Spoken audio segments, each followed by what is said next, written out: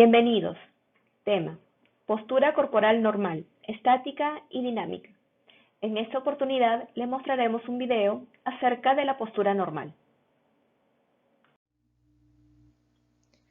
Agenda: posturología, anatomía, sistema postural fino, evaluación clínica de la postura normal, ejes, planos, plomada, desarrollo de la postura del niño, marcha normal, crecimiento normal del niño, madurez esquelética, instrumentos para la evaluación postural. Posturología. Postura es la posición de todo el cuerpo o un segmento en relación con la gravedad. ¿Qué entendemos por postura corporal normal? Quiere decir que en la postura correcta, la línea de gravedad pasa a través de los ejes de todas las articulaciones con los segmentos corporales alineados verticalmente. Base de sustentación. Es el área de superficie delimitada por los extremos de los segmentos apoyados en el piso o la superficie de soporte. Los pies forman un polígono de sustentación. Este es el polígono de sustentación. Para que el cuerpo alcance un equilibrio perfecto, es necesario que la línea de gravedad se encuentre en el centro de la base de sustentación. Nuevamente podemos observar aquí que la línea de gravedad pasa exactamente en el centro del polígono de sustentación. La postura puede ser estática o dinámica. Estática se refiere a la posición relativa del cuerpo en el espacio donde se encuentra o posición de las diferentes partes del cuerpo en relación con las otras. La postura estática se rige por una ley física. Un cuerpo está en equilibrio cuando la vertical del centro de gravedad cae en la base de sustentación. Desde el punto de vista dinámico, implica un control minucioso de la actividad neuromuscular para mantener el centro de gravedad dentro de la base de sustentación. Se lleva a cabo mediante la coordinación de varios elementos, entre ellos la información sensitiva de los diferentes receptores propioceptivos, visuales, auditivos, de la actividad muscular, del movimiento articular, de las diferentes reacciones posturales, de la información proveniente de la planta del pie y de un sistema descendente de reflejos muy elaborados que también actúan sobre el tono postural. Anatomía. Es importante conocer las estructuras involucradas en el mantenimiento de la postura. En la imagen de la izquierda observamos la columna vertebral, la misma que está compuesta por 7 vértebras cervicales, 12 dorsales, 5 lumbares, 5 sacras fundidas y 4 coxigias también fundidas. La columna tiene curvaturas fisiológicas normales, que son lordosis cervical, cifosis dorsal, lordosis lumbar, cifosis sacra. En las siguientes dos imágenes observamos los músculos involucrados en la postura, músculos anteriores y posteriores del tronco unidos a la pelvis para mantener una alineación correcta. Organización morfofuncional del tallo encefálico. El sistema postural es un sistema complejo de control subcortical integrado en el sistema nervioso central. Se coordina a través del tronco encefálico y el cerebelo con diferentes áreas, núcleos y vías tanto ascendentes y descendentes. El sistema reticular, dentro de los que encontramos los núcleos pontinos que excitan a los músculos antigravitatorios y los núcleos vulvares que relajan a los músculos antigravitatorios. También tenemos los núcleos vestibulares, quienes son el soporte del cuerpo contra la gravedad. La acción coordinada de todos mantiene el equilibrio postural.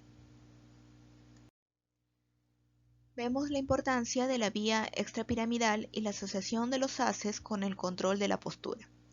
El haz vestíbulo espinal lateral es el más voluminoso, regula la actividad postural asociada con el equilibrio, además ayuda a mantener la posición erguida del cuerpo. Sus fibras excitan a través de las conexiones mono y polisinápticas las motoneuronas de los músculos extensores del cuello, la espalda y los miembros, pero inhiben bisinápticamente las motoneuronas de los músculos flexores de los miembros a través de las interneuronas inhibitorias.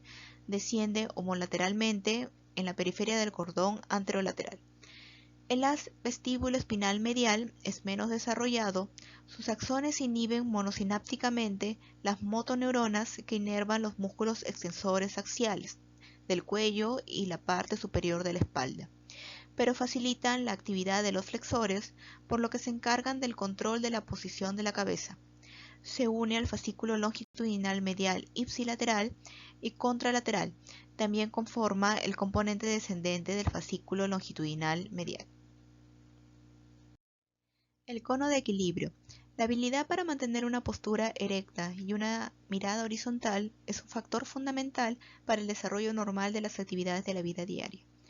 Las deformidades espinales en el plano sagital, hiperlordosis, hipercifosis o rectificación de los valores considerados fisiológicos, es decir, el dorso plano, pueden desembocar en un desequilibrio y un aumento de los requerimientos energéticos. Entonces, el cono de equilibrio en sí, este concepto, se basa en la existencia de un cono imaginario centrado en los pies de un individuo y se proyecta hacia arriba y hacia afuera. Por lo tanto, el cono de equilibrio se define como el rango de movilidad que el cuerpo puede lograr con un mínimo gasto energético sin la ayuda de soporte externo. El hombre se mantiene erguido gracias al sistema exteroceptivo, que nos informa y sitúa en relación con nuestro entorno, al sistema propioceptivo, que facilita la información necesaria sobre cuál es la posición y tensión de cada una de las partes de nuestro cuerpo. La integración de la información recogida a través de los centros superiores neurológicos es automática y no pasa por la voluntad. ¿Cómo funciona la adaptación postural? El sistema recoge la información por medio de los receptores posturales, se transfiere la información a los centros neurológicos, la información es tratada por el cerebro, se envía la orden de respuesta a los efectores musculares, la modificación de los efectores musculares estimula de nuevo a otros receptores que envían nueva información a los centros neurológicos en un funcionamiento de biofeedback. Sistema postural fino. Una persona se sostiene de pie automáticamente gracias a un sistema de control fino que capta la menor variación de posición del cuerpo con su entorno. Este sistema consta de receptores del sistema postural, entradas, tanto exoentradas como endoentradas. Las exoentradas, ojo, vestíbulo, información de la planta de los pies; endoentradas, propiocepción de los músculos del raquis, miembro inferior, músculos oculomotores, articulación temporomandibular. Todos ellos pasarán por una integración sensorial, elaboración, a nivel del sistema nervioso central, la que regulará la respuesta motora y de esta manera se logrará mantener la estabilidad ortostática, actuando a nivel del tono muscular y movimiento articular para un equilibrio y postura adecuados. Las aferencias desencadenan actividad voluntaria, ajustan la postura del cuerpo para proporcionar un trasfondo estable para el movimiento y coordinan la acción de diversos músculos para hacer los movimientos suaves y precisos. Tenemos aferencias visuales, aferencias de presorreceptores cutáneos, aferencias propioceptivas, musculares, articulares y aferencias vestibulares. Lo que buscan es mantener la proyección del centro de gravedad dentro de la base de sustentación. De esta manera, mantener equilibrio y postura. El sistema postural fino, entonces, controla estrechamente las oscilaciones posturales. Recordemos que para mantener un buen equilibrio necesitamos de aferencias o entradas, y estas se dividen en exoentradas y endoentradas. Las exoentradas es la información que recibimos de los ojos, del oído y la información propioceptiva de la planta de los pies. Las endoentradas es la información de los propioceptores del cuerpo. Cuando se producen variaciones en los niveles de referencia, el sistema nervioso central adopta una serie de estrategias de corrección para mantener el centro de gravedad. Tres tipos de estrategia pueden desarrollar los sistemas de control nervioso. En función del grupo articular sobre los que intervengan, la estrategia se denomina tobillo, cadera, paso. Estrategia de tobillo. El cuerpo se mueve como una masa rígida sobre las articulaciones del tobillo, como un péndulo invertido, con el fin de regresar el centro de gravedad a la base de sustentación. Estrategia de cadera. El movimiento compensatorio ocurre en la cadera, flexión o extensión. Consiste en la flexión del tronco sobre un eje que pasa por las caderas y al mismo tiempo se produce la rotación opuesta en las articulaciones del cuello y tobillo. debido a la activación secuencial de la musculatura correspondiente. Estrategia de paso. Ocurre en situaciones donde el centro de gravedad se desplaza más allá de la base de sustentación. La persona da un paso para ampliar la base de sustentación y recuperar el equilibrio. Evaluación clínica. Anamnesis. El examen clínico postural comienza con el interrogatorio del paciente y continúa con la exploración clínica. El médico dirige esta exploración en función a si el paciente presenta problemas para situarse dentro de su entorno físico, inestabilidad, vértigo, etc. Es muy importante tomar una adecuada información acerca del paciente para poder nosotros orientarnos acerca de la patología. Es importante en la anamnesis hacer algunas preguntas acerca del sistema postural. Si siente que pierde el equilibrio de pronto, ¿en qué momento lo siente? ¿Cuánto dura esa sensación? Si al girar la cabeza se marea, si con un cambio de posición también se marea. La anamnesis del paciente debe enfocarse también en la información acerca de las exoentradas, alguna alteración en la visión o alguna patología que impida la correcta información de la planta de los pies, problemas en la articulación temporomandibular o cicatrices que puedan interferir en el tono muscular. Conocemos la posición anatómica por la posición de las palmas de las manos, pero nuestra evaluación en un examen físico de nuestro paciente va a ser en una posición neutra, es decir, con las palmas de las manos dirigidas hacia los muslos.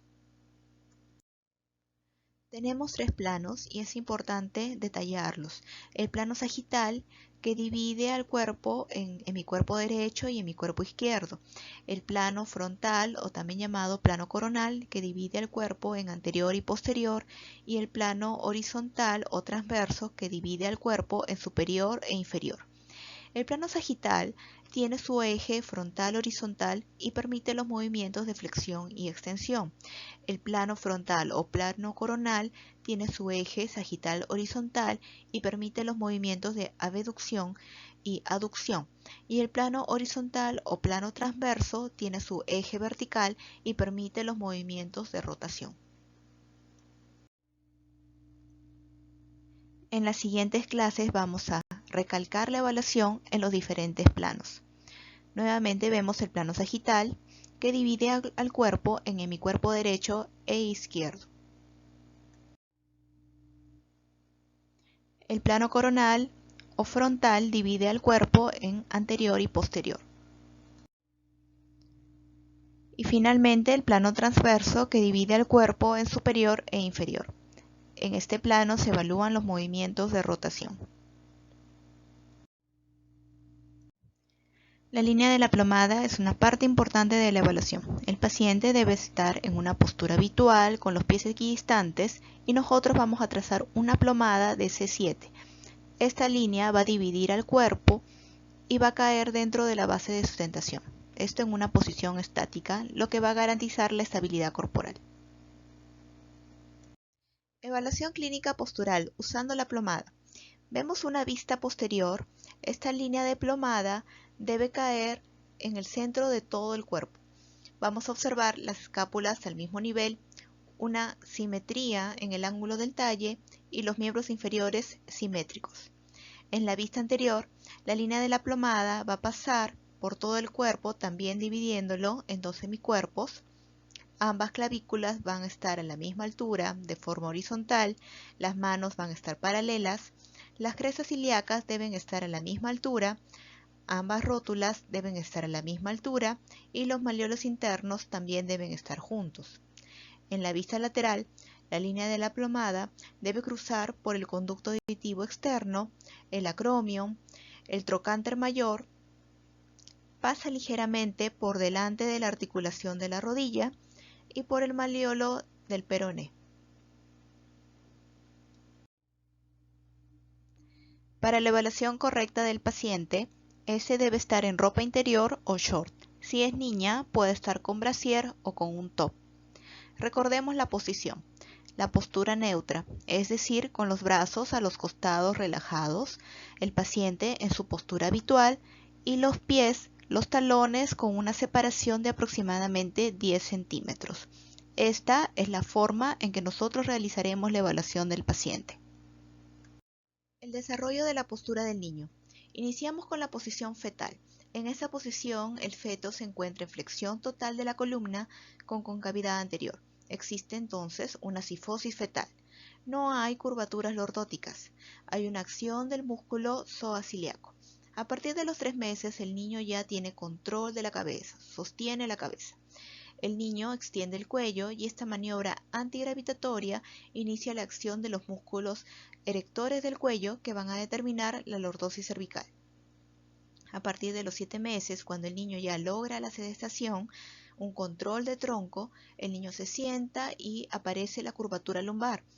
Esto se produce por una acción antigravitatoria de los músculos lumbares erectores de la espina dorsal y la restricción del psoas ilíaco. A partir de los 12 meses, entre 12 y 14 meses, empieza lo que es bipedestación y marcha. El niño desarrolla los músculos extensores del dorso, el cuello, las caderas y la columna se mantiene erecta. Marcha normal. La marcha es el medio mecánico de locomoción del ser humano. La locomoción humana se describe como la serie de movimientos alternantes, rítmicos, de las extremidades y del tronco, que determinan un desplazamiento hacia adelante del centro de gravedad. Para lograr esto se necesita un sistema de control, fuente de energía, palancas que proveen movimiento y fuerzas para mover las palancas. Fases de la marcha.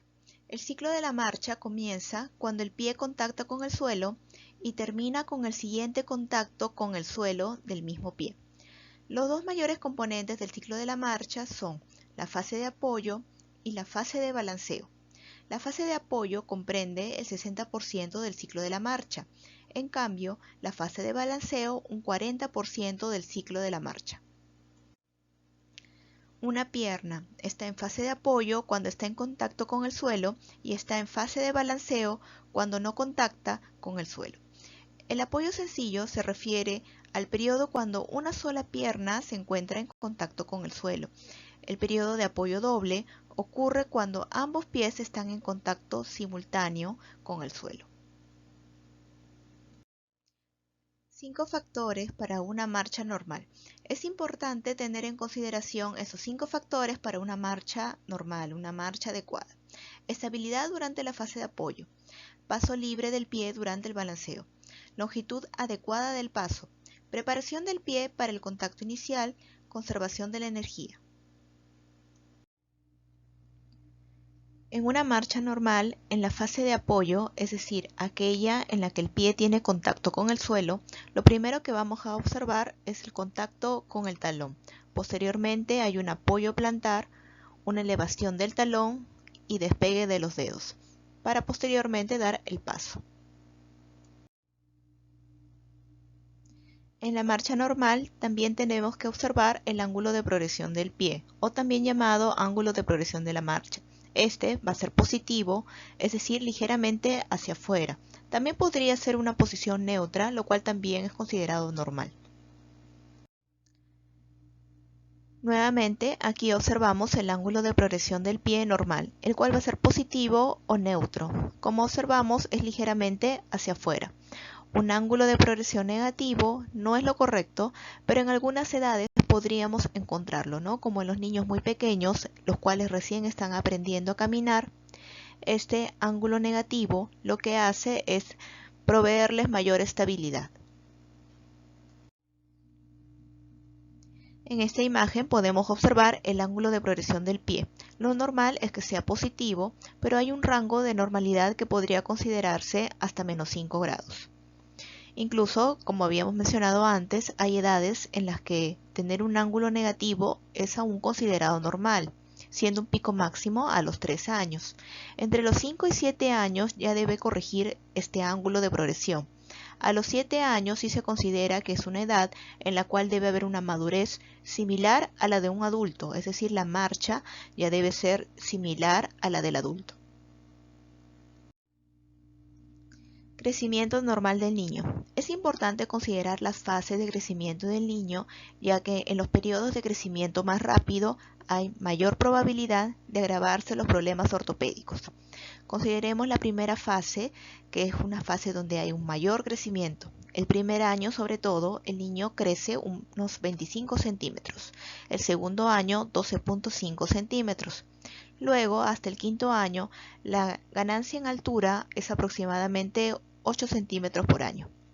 Luego ocurre una segunda fase, que es una fase de crecimiento ya un poco más lento.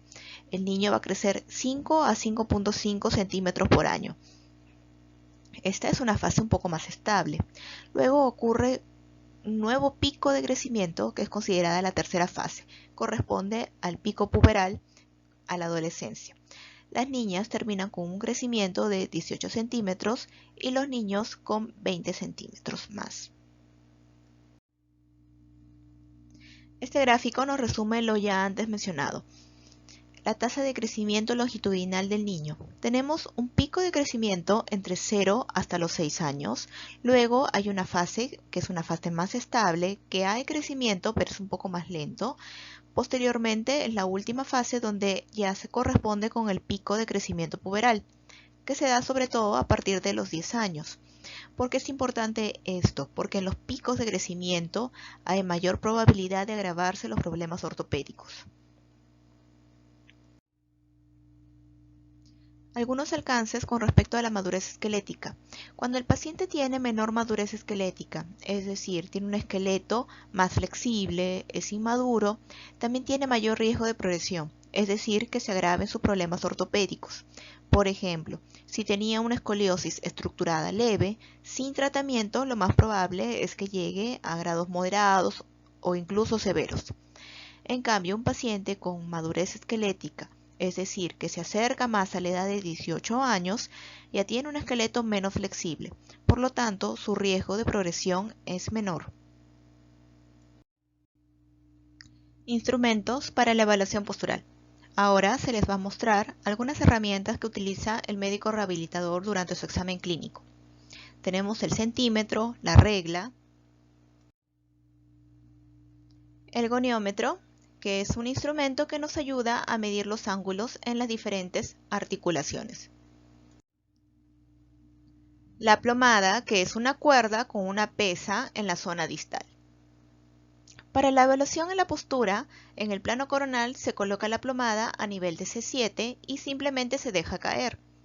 Una postura adecuada significa que la columna está alineada con esa cuerda. Otra herramienta que utilizamos en la evaluación es el escoliómetro. Esta es una regla que nos ayuda en el screening de escoliosis. Como observamos, tiene varios números que corresponden a ángulos, que es el ángulo de inclinación del tronco.